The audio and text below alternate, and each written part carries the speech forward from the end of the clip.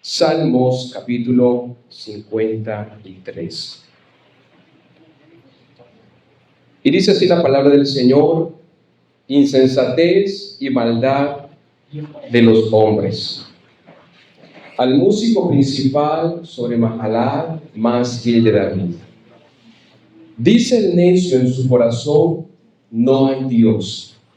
Se han corrompido e hicieron abominable maldad. No hay quien haga el bien. Dios desde los cielos miró sobre los hijos de los hombres para ver si había algún entendido que buscara a Dios. Cada uno se había vuelto atrás, todos habían corrompido. No hay quien haga lo bueno, no hay ni siquiera uno. No tienen conocimiento todos los que hacen iniquidad, que devoran a mi pueblo como si comiesen pan, y a Dios no invocan. Allí se sobresaltaron de pavor, donde no había miedo, porque Dios ha esparcido los huesos del que puso asedio contra ti. Los avergonzaste porque Dios los desechó.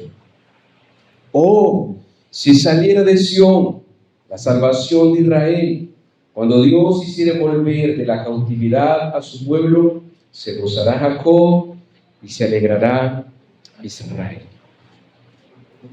Este salmo se encuentra en un contexto de guerra, como los muchos que hemos estado considerando aquí domingo tras domingo.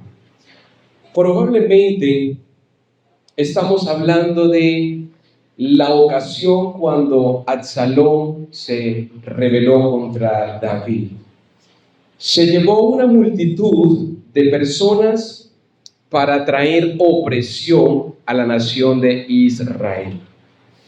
El texto dice que devoran al pueblo como si comieran pan. Tienen tanta confianza en sí mismo que dicen en su corazón no necesitar a Dios, ni tampoco creen que exista. Pero su maldad los ha colocado ante el mismo juicio de Dios. ¿Por qué? Porque no es lo que una persona cree acerca de Dios, es lo que Dios dice que es Él.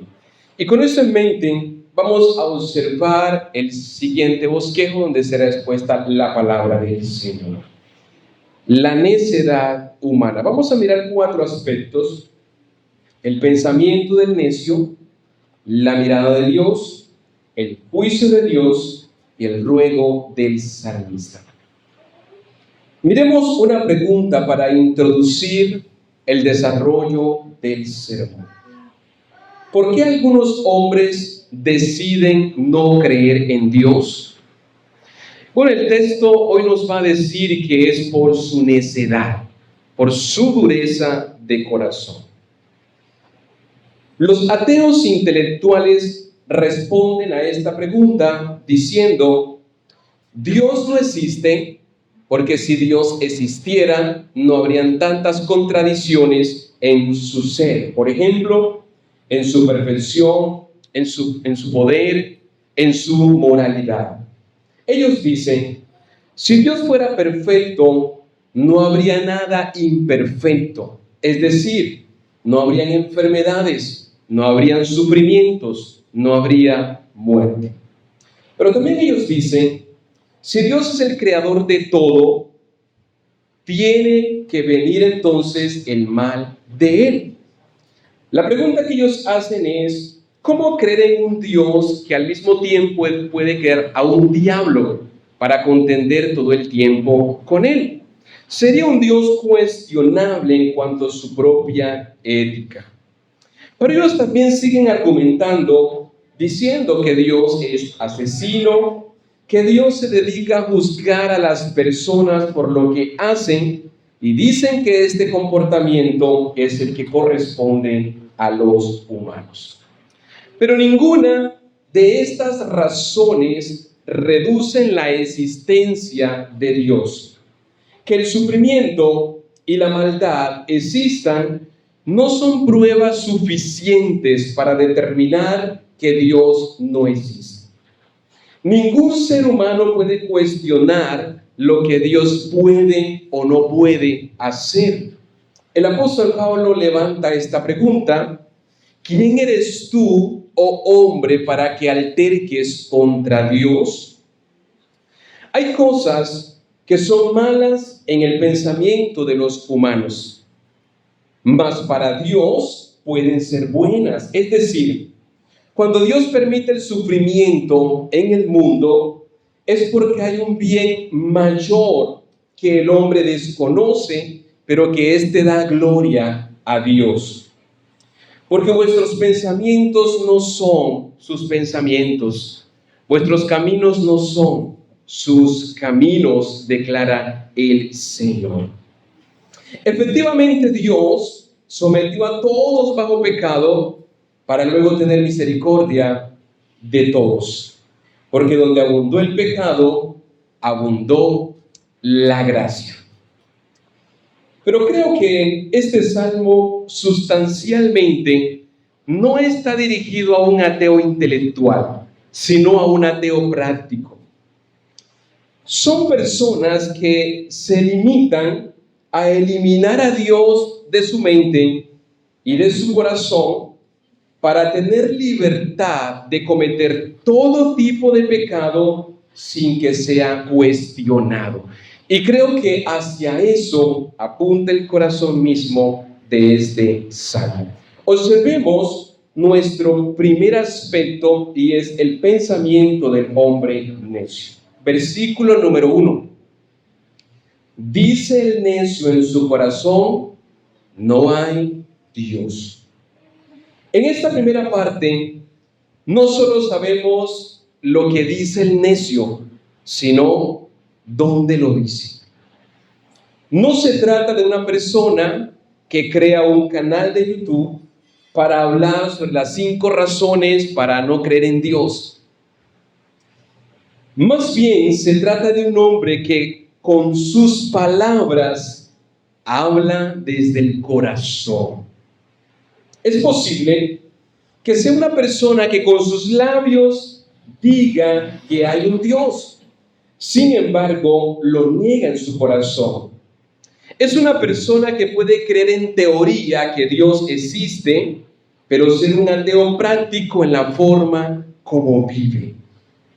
Primera de Samuel, capítulo 2, 27, versículo 1, nos dice lo que David dijo en su corazón en una ocasión: al fin seré muerto algún día por la mano de Saúl. Nada. Por tanto, me será mejor que fugarme a la tierra de los filisteos para que Saúl no se ocupe de mí y no me ande buscando más por todo el territorio de Israel, y así escaparé de su mano. Bueno, ¿no estaba David en cierto sentido también negando a Dios y hablando como un necio, hablando desde el corazón? Muchas veces había confiado de que Dios era su Salvador, que no temería, pero aquí está diciendo: me iré, me esconderé para que Saúl no me encuentre, porque de cierto me matará. Y está hablando desde su corazón como un necio. Ahora, mis hermanos, ¿cuál es el resultado de negar a Dios? Miren las Escrituras. Bueno, el resultado es la corrupción radical. El versículo 1 en la parte B dice: se han corrompido e hicieron abominable maldad, no hay quien haga el bien. Así como la fe en los cristianos va acompañada de buenas obras, la incredulidad produce malas obras. Inmediatamente las personas sacan a Dios de su corazón, lo niegan, entonces todos sus actos, todas sus obras van a ser pecado. Romanos capítulo 1, versículo 18 en adelante, encontramos una cadena progresiva del hombre necio cuando cambia la verdad de Dios y comienza a adorar a las criaturas antes que al Creador. Bueno, adora las cosas creadas, Dios los entrega a pasiones vergonzosas, el necio está lleno de todo tipo de maldad, envidia, engaño, malicia, y luego se hunden más, se vuelven chismosos, arrogantes, jactanciosos, inventan toda clase de males, se vuelven despiadados. El apóstol Pablo cita el Salmos capítulo 43 en Romanos capítulo 3, versículo 10, como está escrito: no hay justo ni aún uno, no hay quien entienda, no hay quien busque a Dios. Todos se desviaron, a una se hicieron inútiles, no hay quien haga lo bueno, no hay ni siquiera uno.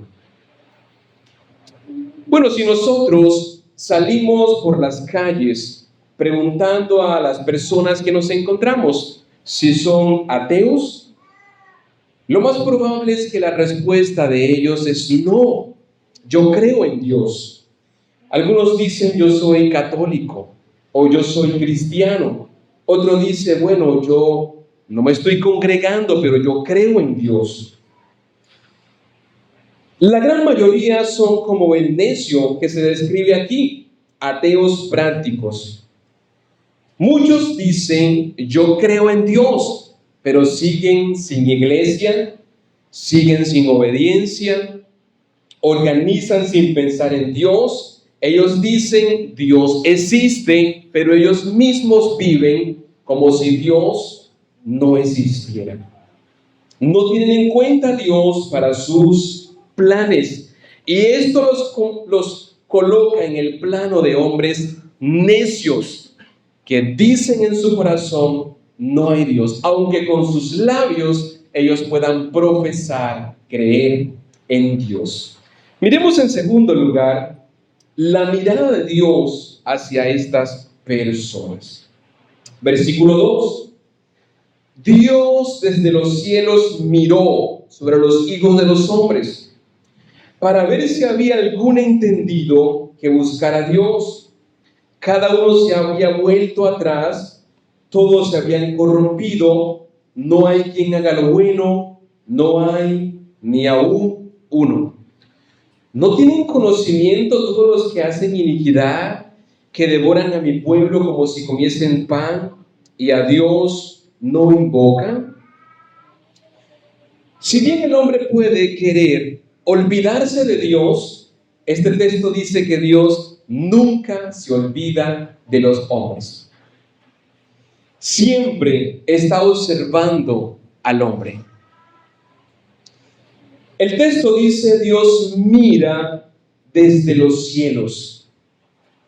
Y es un salmo que causa cierta tristeza. ¿Por qué? Porque cuando Dios mira desde los cielos al hombre, lo presenta en una radiografía desfavorable. Todo el ser humano está dañado, está completamente mal. Delante de los ojos del Señor no hay nada bueno, es despreciable. Y Dios está viendo a este hombre como un juez de su trono de gloria, de santidad.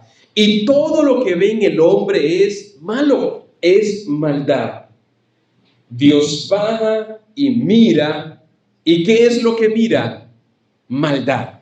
Simplemente ve pecado en el corazón de los humanos. Génesis capítulo 6, versículo 5. Dice, Dios bajó y vio. ¿Y qué fue lo que Dios vio? Maldad en los hombres, hasta el punto de Dios sentirse triste. El verso dice, y se arrepintió Dios de haber hecho al hombre, porque todo designio de los pensamientos de éste eran de continuo al mal. En tiempos de Sodoma, Génesis capítulo 18, versículo 21, dice que Dios también descendió para ver. ¿Y qué fue lo que vio? La maldad de los hombres. La maldad de los hombres. Cuando nosotros miramos en Génesis capítulo 11, encontramos que Dios descendió para ver. ¿Y qué vio en los hombres? Bueno, vio arrogancia. Vio que los hombres estaban planeando sin Él. Y Dios cuenta los pecados de cada hombre. Dios toma cada pecado de la sociedad y es como si los estuviese depositando en una copa hasta que rebosa y manda sus juicios. En Génesis capítulo 6, versículo 5, trajo un diluvio. En Génesis capítulo 11 trajo confusión. En Génesis capítulo 18 descendió fuego del cielo. Y siempre que Dios ha mirado la maldad de los hombres, trae destrucción. Ninguna acción de la sociedad pasa por desapercibida de los ojos del Señor. Es decir, todo pecado que los hombres cometen están ante los ojos de Dios. En la Biblia tenemos la descripción de hombres que estuvieron en poder, por ejemplo, los reyes. Cuando los reyes se apartaron de Dios, la Biblia dice que hicieron lo malo ante los ojos de Jehová. ¿Por qué? Porque el Señor lo escudriña todo, hasta nuestros pensamientos. Así que cada acción pecaminosa es ante los ojos de Jehová. ¿Y qué es lo que Dios ve? Bueno, lo único que ve es pecado, maldad, necedad, ignorancia de sus caminos y que nadie está buscándolo a Él. Esto es un retrato triste. ¿Pero por qué razón el hombre está así? Bueno, porque las mentes han sido nubladas y los pensamientos de los hombres andan en oscuridad. El pecado se ha extendido a toda la raza humana. Nadie escapó de este terrible mal. Todos los seres humanos nacen desviados del propósito por el cual Dios los creó. Los niños nacen en pecado y cuando comienzan a mostrar sus primeros actos, muestran rebeldía. Hay maldad en ellos. Y todos los seres humanos se han desviado del Señor. ¿Para qué creó Dios al hombre? Bueno, lo creó para su propia gloria. La pregunta es, ¿están los hombres glorificando a Dios en cada una de sus acciones? La respuesta es no. Ninguno lo está haciendo. Todos se corrompieron sobre el bien y el mal.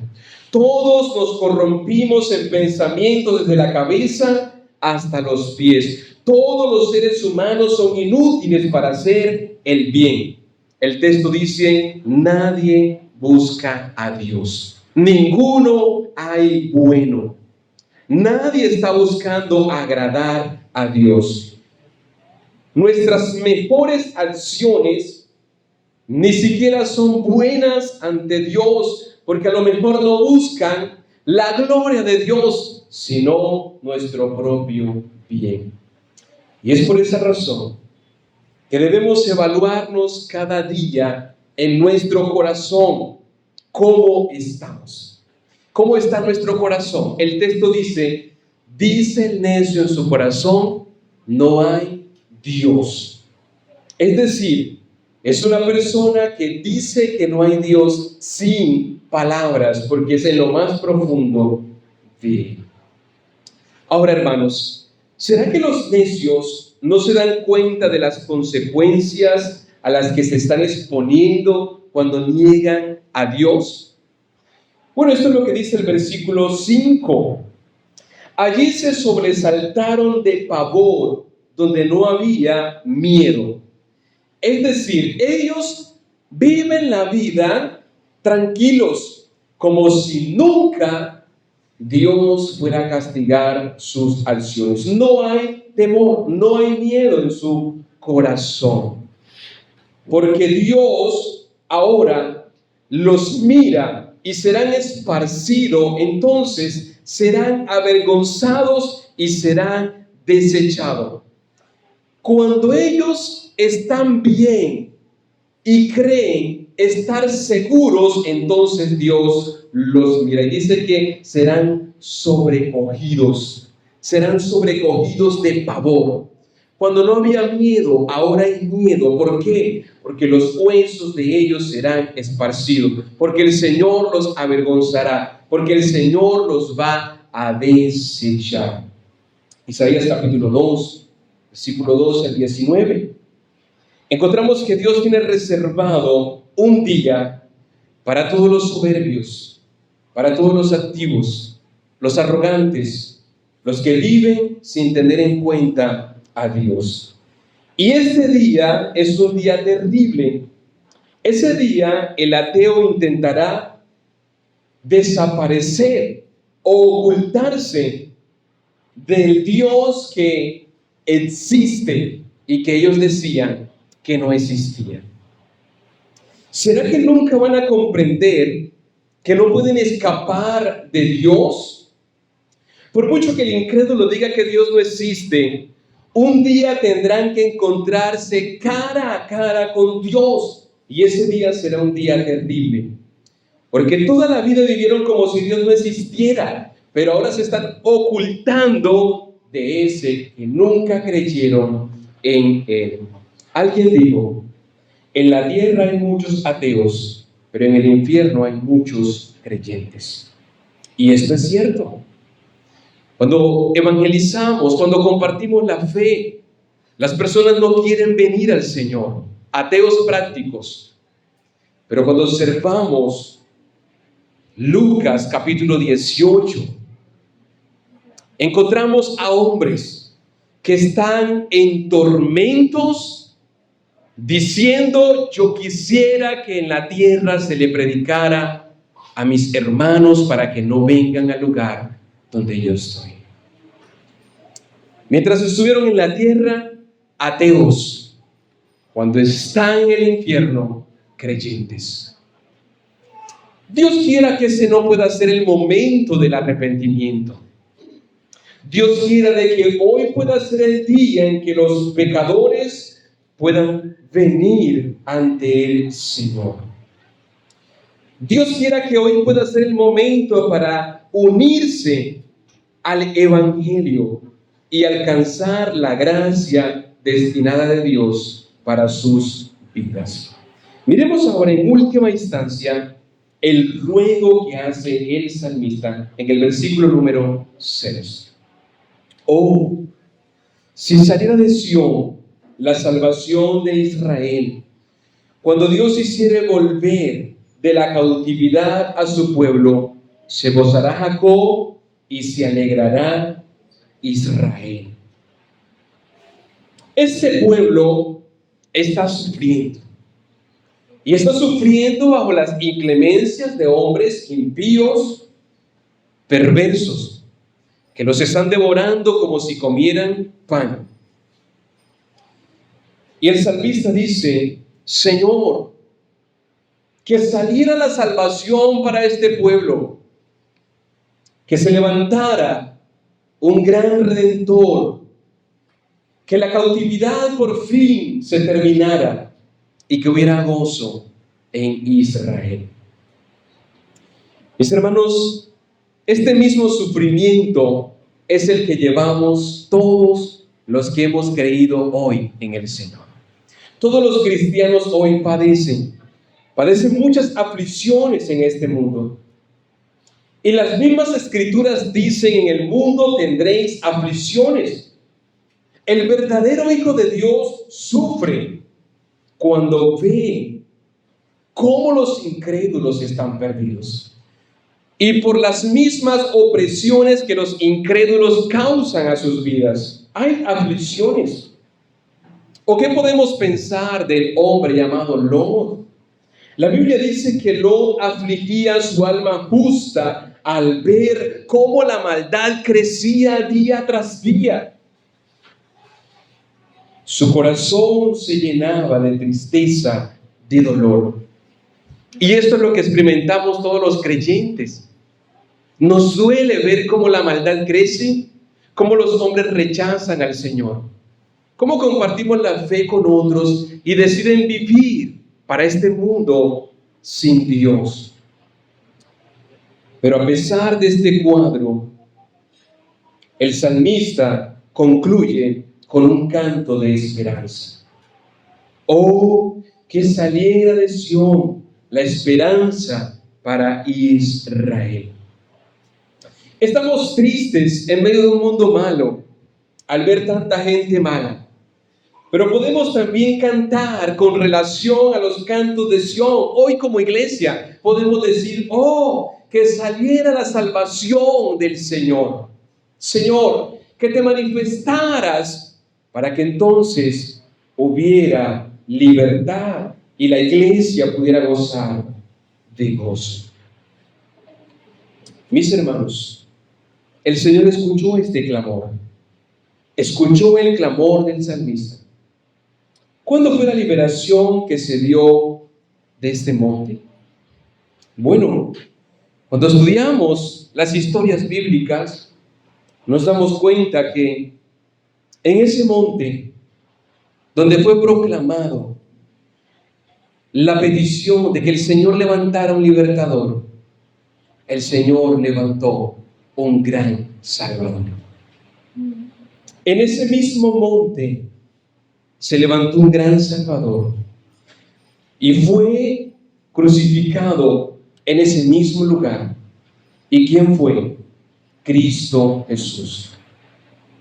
Fue enviado para este mundo malo, para ser la respuesta a la liberación de hombres que viven bajo el vituperio de la depravación total, de la esclavitud.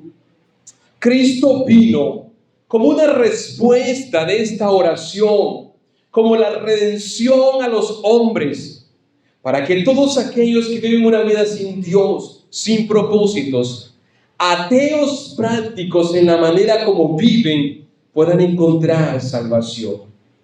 Pero vino también para salvar a todos aquellos hombres que reconocen que están en pecados, aun cuando no se declaran ateos libremente, pero que reconocen que viven vidas sin Dios. Mis hermanos, a través de este salmo podemos encontrar una gran liberación. Hay, a través de Cristo, un gran raudal de bendición, de liberación, de rescate para todos los que nacemos bajo pecado y que por la gracia del Señor somos libres. Hay salvación. Antes éramos esclavos, pero ahora somos libres para andar en novedad de vida, para andar en santidad, para amar al Señor, para amar a Cristo.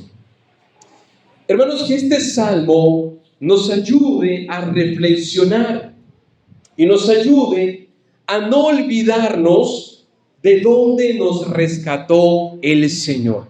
Todos los creyentes que están aquí, antes éramos ateos también. Todos los que aquí estamos antes estábamos lejos del Señor. Que aunque no decíamos con nuestros labios, Dios no existe, con nuestros actos negábamos a Dios. Nosotros que éramos enemigos de Dios, nosotros estábamos incapacitados para hacer el bien. No buscábamos a Dios. De Él nos habíamos olvidado. Éramos necios. Pero también, hermanos, no olvidemos que Dios mira en todo lo que hacemos. Dios mira sobre todos nuestros actos. Sus ojos están puestos sobre todos sus hijos. Y ahora no solamente Él mira, se acerca para mirar el pecado en el que viven los hombres. Bueno, también Dios se acerca para mirar, para gozarse, para deleitarse. La Biblia dice que Dios se deleita y se goza en medio de la congregación, en medio de la alabanza. Allí está el Señor. Y ahora nosotros vivimos para Él, para el propósito por el cual hemos sido creados. Mis hermanos, sigamos orando, sigamos intercediendo por los hombres que dicen que no creen en Dios. Hoy estamos viviendo en una generación intelectual, en una generación que cada día abiertamente dice que Dios no existe. Hoy estamos viviendo en una sociedad muy parecida a los tiempos de Sodoma y de Gomorra, a los tiempos en los que Dios trajo un juicio mediante las aguas. Estamos viviendo tiempos difíciles en los que el hombre se ha olvidado de Dios. Lo dicen abiertamente que no existe, pero también con sus acciones niegan a Dios. Oremos para que el Señor tenga misericordia de los hombres perdidos y puedan venir a Él. Queridos amigos que están aquí en esta mañana, el versículo del Salmo los expone frente al juicio. Porque Dios ha esparcido los huesos del que puso asedio contra ti y los avergonzaste, porque Dios los desechó. Todos los necios, todos los ateos intelectuales o prácticos, un día estarán ante el Señor. Y aunque haya una confianza en tu vida, un día vendrá el temor. Y si persistes en vivir como si Dios no existiera, entonces serás avergonzado, serás desechado. Pero si confías en la salvación que ofrece Cristo, entonces se gozará tu alma. La redención que fue aplicada sobre Israel, sobre Jacob, sobre los que temen hoy al Señor, será aplicada también a tu vida. Querido amigo, no vivas más sin Dios. No vivas más una vida lejos del Señor. Te invitamos para que puedas confiar en Jesús como la redención que Dios levantó en el monte mediante una cruz para salvar tu alma. Quiere el Señor que en esta mañana todos podamos ser teístas, personas que creemos, pero no solamente que decimos que creemos, sino que con nuestra vida práctica glorificamos su nombre en cada cosa que hacemos, en nuestra vida diaria, nuestras acciones, nuestros pensamientos, lo que decimos, eso dice en quién hemos creído, en el Dios verdadero.